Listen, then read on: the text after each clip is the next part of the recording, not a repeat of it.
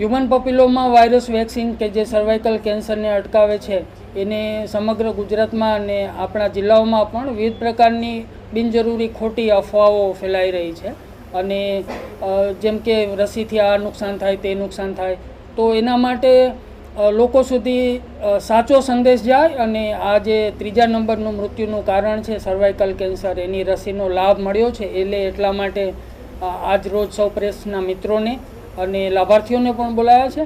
આ રસી એવી છે કે જેની કોઈ પણ પ્રકારની આડઅસર હજુ સુધી જાણવા મળેલ નથી। ઘણા લોકો એવું માને છે કે આનાથી વંધત્વ આવે કે આમ થાય તેમ થાય, તો એવી પણ કોઈ પણ પ્રકારની આડઅસર હજુ આ વેક્સિનની સાબિત થઈ નથી અને નથી પણ। વેક્સિન છે ખૂબ જ સલામત છે અને સૌને મારો આગ્રહ છે કે પોતાની 14 થી 15 વર્ષની ઉંમર સુધીની જે દીકરીઓ છે એમના માટે આ રસીનો જે સિંગલ ડોઝ છે નજીકના PHC પર જઈ અને સમયસર અપાવે એવી વિનંતી છે। આપણા જિલ્લામાં કોઈ ટાર્ગેટ નથી પણ 4500 જેટલી દીકરીઓ છે જે એલિજિબલ છે આ વય જૂથમાં 14 થી 15ના વય જૂથમાં, અને આપણે કામગીરી પણ ઠીક થઈ રહી છે।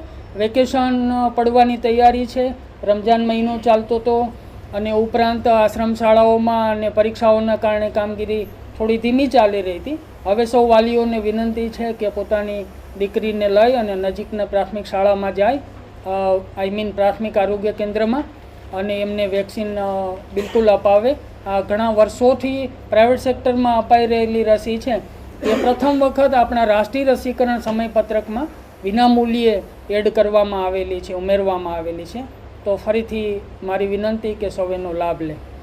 રસી આપ્યા પછી એઝ સચ કોઈ અડધો કલાક સુધી ત્યાં સ્થળ ઉપર એનું સઘન ઓબ્ઝર્વેશન કરવામાં આવે અને પછી એમને કશી કાંઈ તકલીફ થાય તો એમણે રિપોર્ટિંગ કરે તો એમનું સમસ્યાનું નિરાકરણ કરવામાં આવે સાયન્ટિફિક ટેબમાં। કોઈ લાંબો સમય એનું ઓબ્ઝર્વેશન કરવાની જરૂરિયાત નથી।